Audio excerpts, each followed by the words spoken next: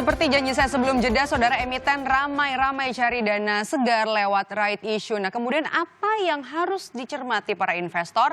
Pagi ini kita akan berbincang bersama dengan senior analis Infovesta Utama, Praska Putrantio. Halo, selamat pagi Mas Praska, apa kabar? Halo pagi Mbak Maido, kabar baik. Sehat ya. Mas Praska, langsung aja nih, kita bahas secara umum terlebih dahulu. Boleh dijelaskan nggak Mas, apa sebenarnya right issue itu? Ya, jadi right issue ya atau bahasa Indonesia hak memesan efek terlebih dahulu ya HMET ini merupakan suatu mekanisme penambahan modal ya bagi emiten atau perusahaan publik yang berada di bursa efek sahamnya ini untuk bisa menambah modal lagi lewat IPO kedua atau penawaran saham yang kedua kepada investor, di mana yang diutamakan adalah pemegang saham lama. Nah, mekanisme ini memang lewat sebuah rasio jatah ya kepada pemegang saham lama. Sebagai contoh misalnya tiap 3 saham lama itu berhak untuk mendapatkan satu saham baru. Jadi dalam namanya ini hak untuk mengeksekusi atau menebus dari saham tersebut, si investor bisa ikut berpartisipasi atau juga boleh tidak ikut berpartisipasi seperti itu. Dan juga secara mekanisme memang ini akan dipublikasikan oleh emiten ya atau perusahaan publik tersebut lewat pengumuman di mana nanti sampai batas tanggal tertentu atau disebut sebagai namanya cum date ya, itu si investor yang memegang saham perusahaan tersebut itu berhak mendapatkan right issue dari perusahaan tersebut. Nah, bicara soal perusahaan-perusahaan ini, kalau kita lihat kan yang menggelar right issue dalam waktu dekat ada banyak sekali di semester awal di 2021 ini. Apakah ini bisa kita lihat kondisi keuangan dari perusahaan-perusahaan ini kurang bagus atau jelek?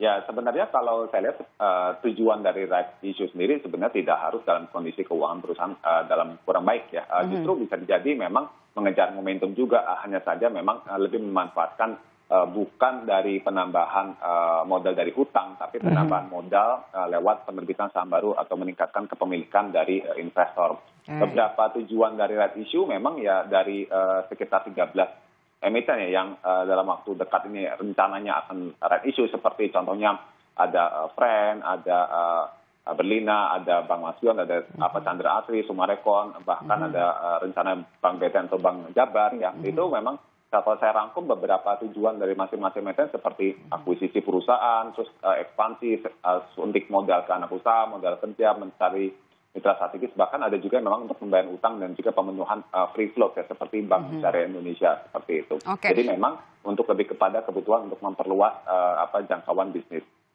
Dengan adanya right issue ini, apakah ini bisa jadi alternatif investasi untuk para investor sendiri?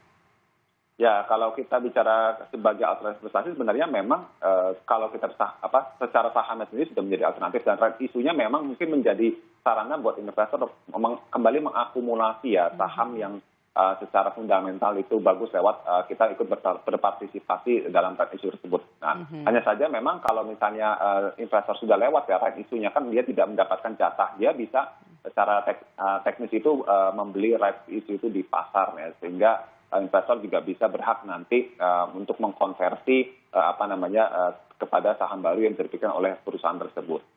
Nah, kemudian yang harus dicermati nih oleh para investor apa-apa jadi Mas Praska kalau gitu?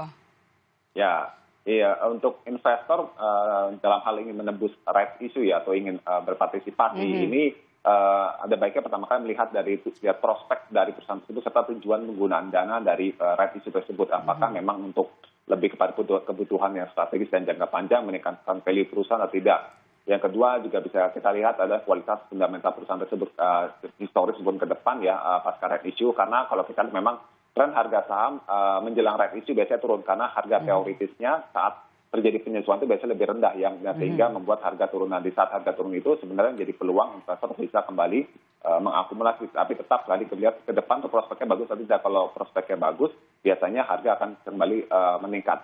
Nah, kemudian juga secara teknis ini kita perlu juga melihat dalam hal kita mau menebus ya, itu enaknya kita melihat harga pasar ini beli di harga pasar saja atau kita menebus secara harga penebusan atau harga konversinya, karena mungkin bisa jadi pada saat harga pasarnya jatuh dalam lebih murah seperti itu. Sama yang keempat menurut saya juga perlu lihat dalam hal kurang terserap semua ya oleh investor, lihat standby buyernya siapa pembeli siaganya, karena jadi bisa dikatakan tuh juga cukup mempengaruhi. Nah, jadi kalau investor ingin menyerap dana right issue, gimana caranya Mas Praska? Ya, yang mekanisme pertama adalah tentu saja dia harus beli sahamnya dan dipegang sampai tanggal cum date. Jadi harus investor tuh harus lihat berita di bursa efek ya, aset korporasi dari emiten tersebut cum date tanggal berapa. Kalau sudah lewat, nggak apa-apa, dia masih bisa beli right-nya diperdagangkan 5 hari bursa ya. Nah, sama perdagangan harga right itu dia bisa ikut membeli right-nya di pasar. Tapi kalau kita membeli right di pasar perlu dicermati harga beli right-nya ditambah dengan harga nanti eksekusinya atau harga konversi ke sahamnya itu apakah lebih mahal nggak dibandingkan dengan harga saham di pasarnya. Kalau ternyata lebih mahal, mendingan beli aja harganya, beli langsung sahamnya di pasar, kira-kira seperti itu.